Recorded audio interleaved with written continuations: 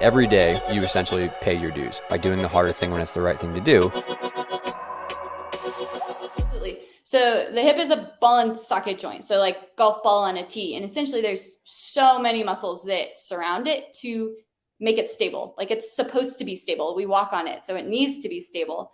Now, what happens when you do splits is if you're not in the proper position or we're not correctly stretching, it's going to end up that ball and socket joint is going to move around and it's going to start to put pressure on the capsule, the ligaments, and all these what we call static structures, which are essentially just, they're designed to keep things stable, right? They're supposed to be tight and stable and hold things in place. But when we're stretching, if we put too much stress on those structures, everything else, your brain, the muscles around it don't like it. They recognize it's supposed to be a stable joint. They don't like that extra pressure on those structures. And so the muscles are going to tighten up. You're going to get this almost like reflexive tightening, which as the athlete, that makes you feel tight. So once you get those muscles tightening around to protect the joint, you get that soft tissue tightness, you start stretching more. Now you're stretching more, but if you're not stretching correctly, it's just this cycle of now you're stretching the wrong things. The muscles get tight reflexively and you feel tight, so you try to stretch, and it just becomes this cycle instead of, are we stretching in the right position?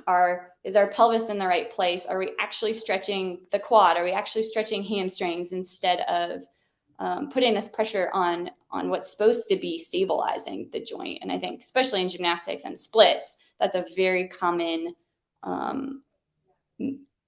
misconception, essentially, is like what you're stretching with some of these stretches that we do every day. Is that the first layer we have here is the pelvis and the hip bone, like Kaysha was saying. And then beyond that, we have the labrum inside here. And then we have the ligaments that are on top of that. And then we have the muscles that are then on top of that, hip flexor, groin, quad, whatever. So 3 layers on top of each other. And what Kaysha is saying here is kind of demonstrated right here, which is essentially when you do a switch leap. So say, let's take the back leg, for example. If an athlete swings their leg really far back and they have maybe some of this contact between the back of the thigh bone and the hip bone, well, they run out of room. And essentially what happens is that then fulcrums out the front. So the leg swinging in the back causes the front of the ball of the hip joint to slide forward. And as we talked about, the labrum is right up here, the hip flexor is right up here, the joint capsule is right up here. So the leg swings back really far, makes bony contact, and then the front of the hip joint goes forward as a reaction. And that's where you get some anterior labral issues, you get some joint laxity issues, you get some hip flexor strains, because the hip flexor tendon, the quad tendon, is trying to keep that from sliding out the front of the joint. Why are ankle weights good to use? And 2, if not, wink. Yes. What is the reasoning behind that? Let's talk about that. Yeah. I guess it's kind of twofold, but if based on kind of what, path we've been going down, if you think back to that fulcruming mechanism, think physics, right? So if I put an ankle weight on, that's really far from the hip joint.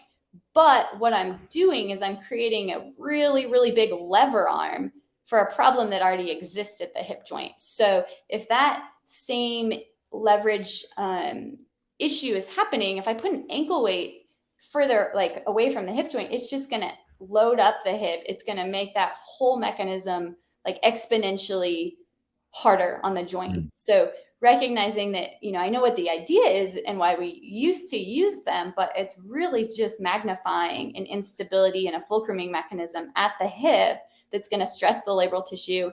It's going to irritate the hip faster because now you have more forces going through that joint. And just, it's going to make the hip really cranky from both a front leg and a back leg perspective.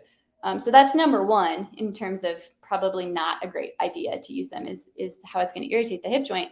But 2 is if someone doesn't have full splits against gravity, adding ankle weights is not going to all of a sudden make them have full splits against gravity, right? That doesn't make sense. If I can't squat 200 pounds, putting 225 pounds on isn't going to make it so I can magically squat 200. It doesn't, if you don't have it against gravity, there's a better option for using something with splits and stuff. Exactly. And training and stuff. I think bands are obviously well known in the community and people probably use both, but bands are a much better option to kind of do some of this resisted if it's appropriate. But so why are bands maybe a better option than ankle weights? Yeah, absolutely.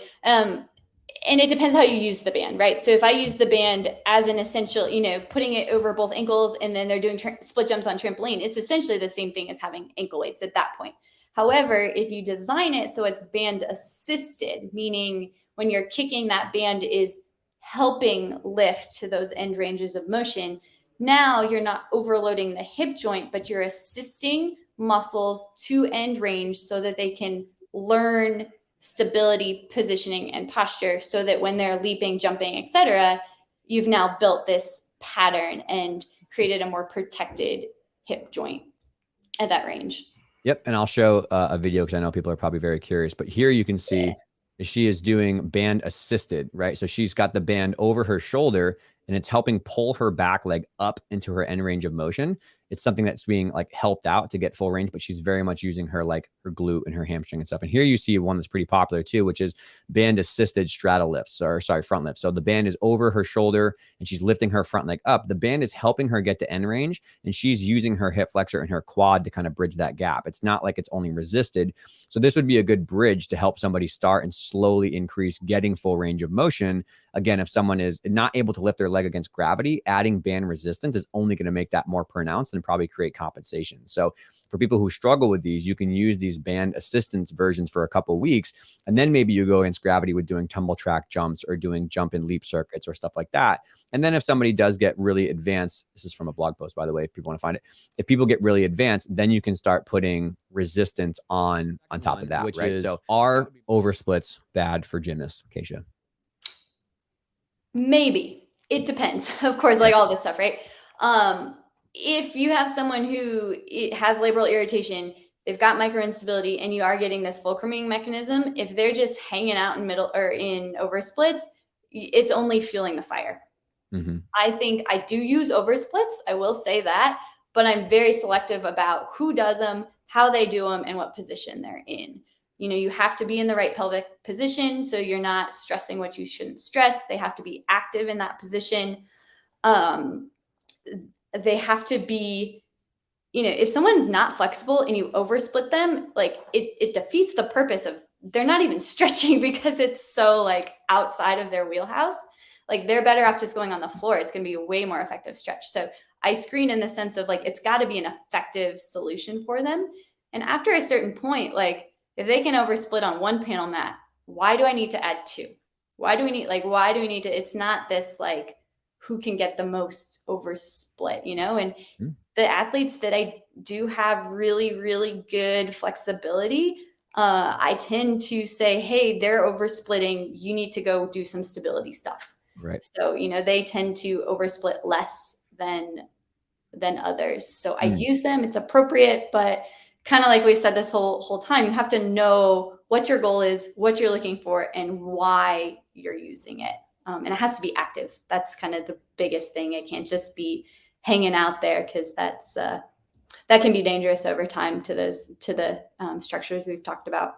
For sure. Totally. And I can kind of already feel the emails typing away on like, okay, what would you do? Like you have 15 minutes. What would you do instead of a practice? And so right. I will quickly, and these videos are online in shifts like video format. So just very quickly, the categories that you want to try to hit to are after you screen these things out, but you want to get soft tissue prep and or work, some sort of stretching, some sort of eccentric work, active flexibility, and then transfer that to technique. So if you had someone who wants to get their right and left split better, you would do foam roll your quad and your hamstring and your groin, true hip flexor and quad stretch for about 30 seconds. You would then maybe go do some loaded eccentric split squats, and then you would go and do maybe some band assisted kicks, 5 or 10 of those. And then you would go over and go to tumble track and do jumps. You do 5, maybe 2 to 3 circuits of that would be, I guess, summarizing all the evidence-based recommendations of the best dosage and frequency.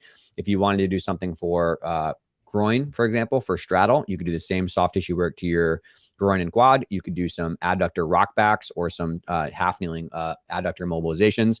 You could maybe go do split sliders, right? Because that's a great eccentric thing. Maybe you don't want to get the dumbbells out and do it, but maybe you do front split sliders for the front and then lateral groin sliders for the second. Then you go do some band assisted straddle lifts, and then you go do straddle jumps on tumble track. If you were trying to get your hamstrings or pike better, maybe it would be foam roll your hamstrings, do some leg lowers off the edge of a block, maybe do some leg drivers where you're kicking your leg back up with your foot in the block, and then you go do 2 sets of drills where you jump to a good pike swing on a strap bar or on a floor bar. then you go do backward pike rolls or something like that. Like those are just very easy. And like, that's years of me royally being frustrated trying to figure out what to fit in 15 minutes. You can set 3 stations up and have the kids rotate through like Congo line. So